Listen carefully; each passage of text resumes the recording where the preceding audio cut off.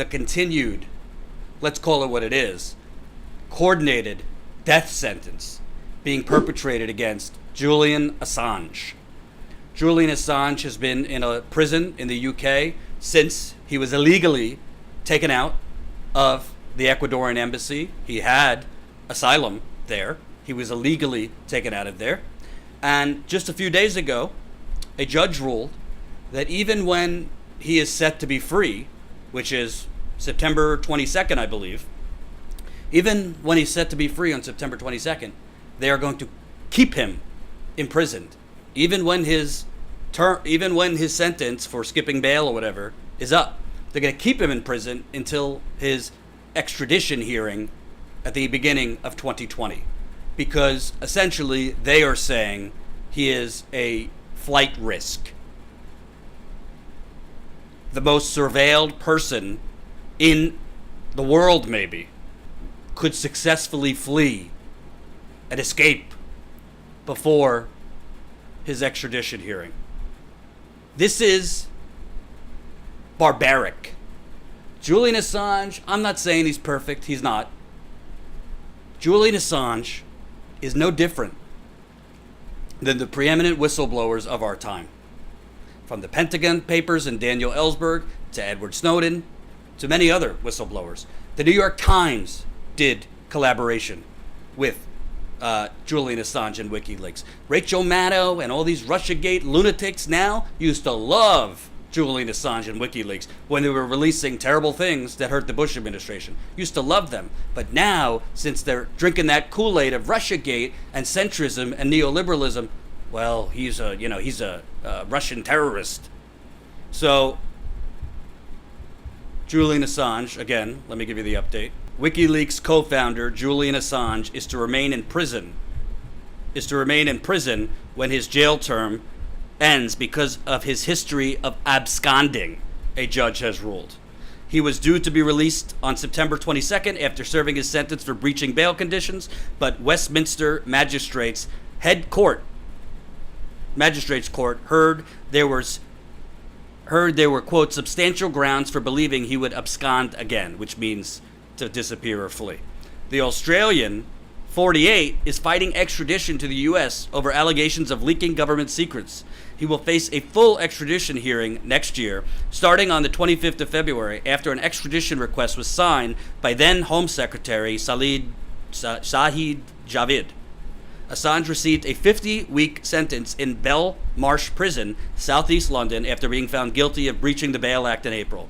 He was arrested at the Ecuadorian embassy, where he took refuge in 2012 to avoid extradition. District Judge Vanessa Baresta on Friday told Assange, who appeared by video link, quote, "You have been produced today because your sentence of imprisonment is about to come to an end."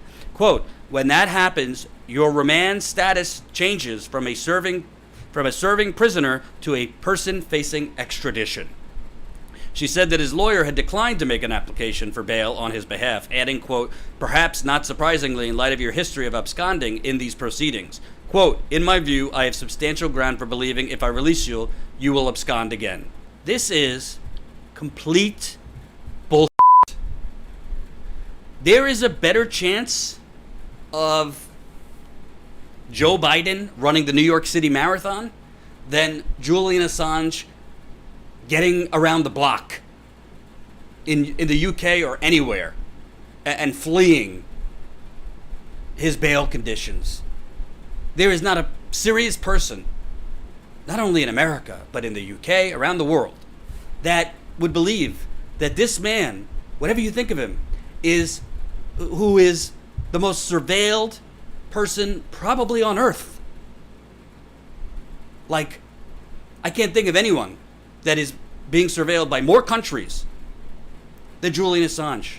So what they are doing, basically, this is the slow marching death sentence of Julian Assange, and it's an international disgrace. And it is putting not only a target on whistleblowers' backs, it's putting a target on me, other independent journalists. I don't know about the New York Times. I mean, they're part of the club, so I don't know if any of the New York Times people are ever going to get the Julian Assange treatment. But basically what they're doing to Julian Assange is trying to, forever and ever, intimidate, threaten and scare the living bejesus. Remember, Chelsea Manning is still imprisoned, second time. Actually, the third time.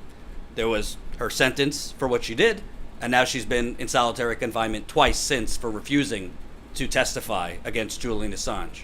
They are trying to chill the next Julian Assange.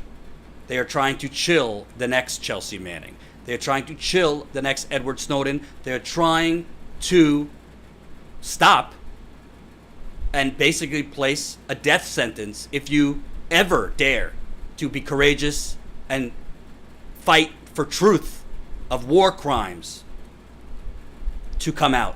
They are trying to stop you from doing that in your tracks. And that is why this is a slow death sentence for Julian Assange. He should be released. Do what you want. You want to have 3, 4, 5 ankle monitors around him during his release? You want to put a GPS chip in him so you know where he is at all times? Fine. I don't agree with it, but I could live with it. I mean, as much as we're all fighting the urgency of climate crisis, where are people in the streets for Julian Assange? In the UK? In America? Don't let the corporate media propagandize and make this guy a villain. He's not. He did nothing wrong. I literally, right now, Jen and I are working on a story. I'm not going to get into full details. That is pretty damn big. It involves pretty serious corruption. And you know what? We haven't found it yet, but there's definitely documents that will prove it.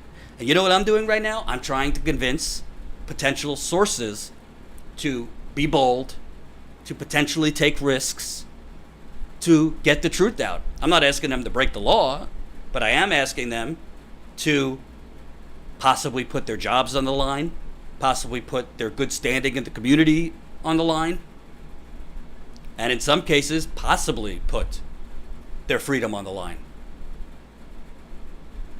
That is how important this story is. Journalists like me do that all the time with sources. I mean, the New York Times and the Washington Post do it for more bullshit stories, but you get the point. This is journalism. This is what journalists are supposed to do. This is what he did. Without him, nobody would have known the atrocities done by, the patriots in the American army in Iraq and other places. And he's released a lot of other things about globally other countries and the horrors they've done. And what they're trying to do is the oligarchy, the global oligarchy, is trying to keep their atrocities, keep their barbarism, keep their greed turned murder, keep their corruption, keep their war crimes secret. Hope you enjoyed that last video. Hop on over to statusquo.com where you can sign up for our email list and become a member for as low as $5 to $10 a month. Membership is how we grow. That's statusquo.com/join. And remember, join our email list so we can grow the revolution with you.